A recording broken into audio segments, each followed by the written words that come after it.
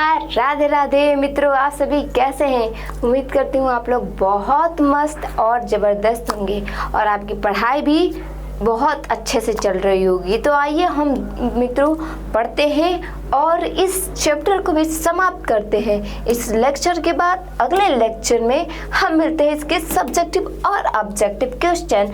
तो आप लोग जुड़े रहिए इस फिजिक्स पढ़ना प्लेटफॉर्म पे और धमाकेदार रिजल्ट लाइए और आस पड़ोस को बहुत जलाइए है ना। चलिए आइए हम स्टार्ट करते हैं। देखिए ये जो विषय है वो संस्कृत है, ठीक है, और पुस्तक क्या है?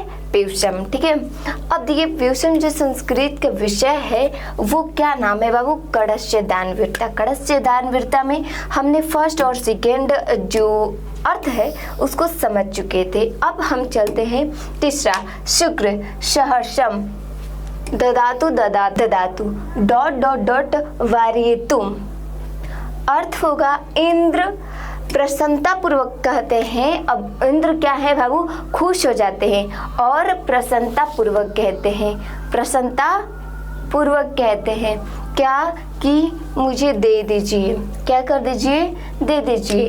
तो कर्ण क्या कहते हैं? मन ही मन कहते हैं यही इसकी इच्छा है। कर्ण जो है वो कहते हैं कि शायद ये इनको देखकर बहुत प्रसन्न हो रहे हैं। अर्थात हम समझ सकते हैं कि इनकी भावनाओं में ये है कि ये समझ रहे हैं कि इनकी इच्छा यही है। निश्चय ही यह कपट बुद्धि वाले श्री कृष्ण की योजना है। वो कर्ण है, वो सोच रहे हैं कि जो श्री कृष्ण है वो कपट बुद्धि वाला यही योजना बनाकर इस बूढ़े व्यक्ति को भेज दिए हैं। वह भी हो वही या फिर श्री कृष्ण ही हो। धिक्कार है अनुचित विचार करना, धिक्कार है अनुचित विचार करना, अर्थात प्रकट रूप सुनाकर ले लीजिए। वो क्या कहते हैं कर्ण कि मेरा जो कवच और कुंडल है उनको ले लीजिए। हम जानते हैं जो कपट जो छलिया कृष्ण है वही आपको भेजा होगा। क्या ये लेकर के आप मेरा कवच और कुंडल कैसे भी ले ले, अर्थात मैं इसको जो युद्ध है उसमें हरा सकूं। फिर उसके बाद चलिए हम अगला चलते हैं। शिक्षा क्षय गच्छति काल्य प्रयात शुबुद्धि मूला निपतंती पादपम जलम जला स्थानगत च शुष्यति हुतम च दंतम च तथैव तिष्ठति। और तस्मात् गुरुयाताम नित्यकृति ददयाति। ये क्या यह दृश्य दिखा रहा है कि इसमें बोल रहा है कि जो बुद्धि है उस समय काम आती है जब हमारे द्वारा किसी को छल किया जा सकता है। ये जानते हैं कि ये श्री कृष्ण जो छलिया है वही हमारा भेजा है कवच और कुंडल लेने के लिए। ये बूढ़े संत महात्मा को, कौन? बूढ़े साधु बाबा को ये कर्ण क्या करते हैं? अपने कवच और कुंडल इनको दे देते हैं। वो जानते हैं कि ये छल पूर्वक हमसे लेना चाहते हैं तो हम मुझे स्वीकार है और उस कृष्ण पर हमें धिक्कार है कि ये छल पूर्वक हमारा कवच और कुंडल ले रहे हैं। आगे इनका अर्थ बता रहा है। आप देख सकते हैं यहाँ पर बता रहा है कि समय बीतने पर शिक्षा नष्ट हो जाती है। जैसे जैसे आपका समय बीतता जाएगा आपका जो शिक्षा है वो नष्ट हो जाएगी। मजबूत जड़ों वाले वृक्ष धराशायी हो जाते हैं। जो मजबूत जड़ वाला वृक्ष होता है वो धराशायी हो जाता है, यानी बाद में ऐसा होगा कि वो जड़ से उखड़ने लगेगा। और जो आपकी शिक्षा है वो दिन प्रतिदिन यदि उसकी रिवीजन नहीं करते हैं तो वो क्षय होने लगेगी, अर्थात वो खत्म होने लगती है।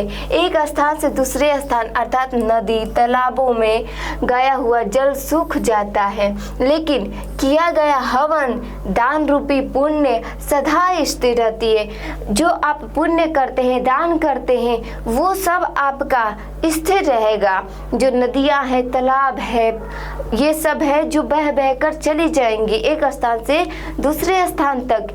इन्हें कोई रोक नहीं सकता, परंतु जो आप दान करते हैं, जो आप पुण्य करते हैं, हवन करते हैं, वो उसका फल कोई नहीं ले सकता, वो सदैव स्थिर रहता है। तात्पर्य यह है कि हवन करने तथा दान करने से प्राप्त होने वाले पुण्य सदा कायम रहते हैं, अर्थात सदैव आपके रहेंगे, इसमें कोई कमी नहीं आती है। कर्ण के कहने का भाव यह है कि संसार के सुकर्म ही अमर रहता है। श्री कृष्ण कहते हैं कि जो भी हम कर्म करते हैं वही एक शुभ कर्म है।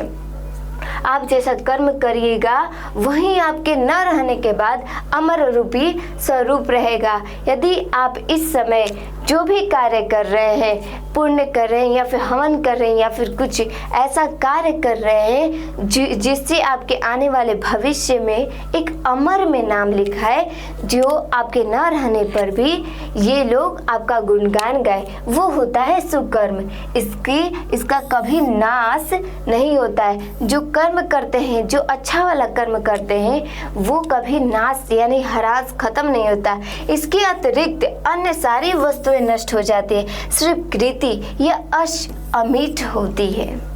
तो आपको क्लियर हो गया इसमें क्या कह रहा है कि जो हमारे द्वारा किया गया जो कार्य होता है, जो सुकर्म होता है, जो अच्छे कार्य होते हैं, वही इस भारत भूमि या इस दुनिया में इस कृति जो इतिहास हम लोग पढ़ते हैं वो क्या है, एक प्रकार की कृतियां हैं, एक प्रकार की ऐसी कहानियां हैं, ऐसी विजय अमर कहानियां हैं जो हमें बतलाती है क्या उनके द्वारा किया गया सुकर्म वो ऐसे थे, ये वैसे थे, उनके न रहने पर भी हम उनका नाम लेते हैं, उनको पढ़ते हैं, तो ये सब उनकी अमर कथाएं होगी और उनकी कृतियां हो गई जो उनके न रहने पर हम लोग उनका बताते हैं। यह यश की अमिट यानी आपका जो यश है, आप जैसा कर्म करते हैं वही अमिट यानी यहाँ धरती पर रह जाएगा। तो आप सब खुश हो जाइए क्योंकि ये आपका जो चैप्टर है आज पूरी तरह से ख़त्म हो चुका है। तब अगले लेक्चर में मिलेंगे इसके संपूर्ण ऑब्जेक्टिव और सब्जेक्टिव के साथ। तब तक ले बने रहिए इस फिजिक्स पढ़ना प्लेटफॉर्म पर और आज की क्लास में इतना ही रहेगा। तब तक के लिए आपको best of luck. Radhe Radhe.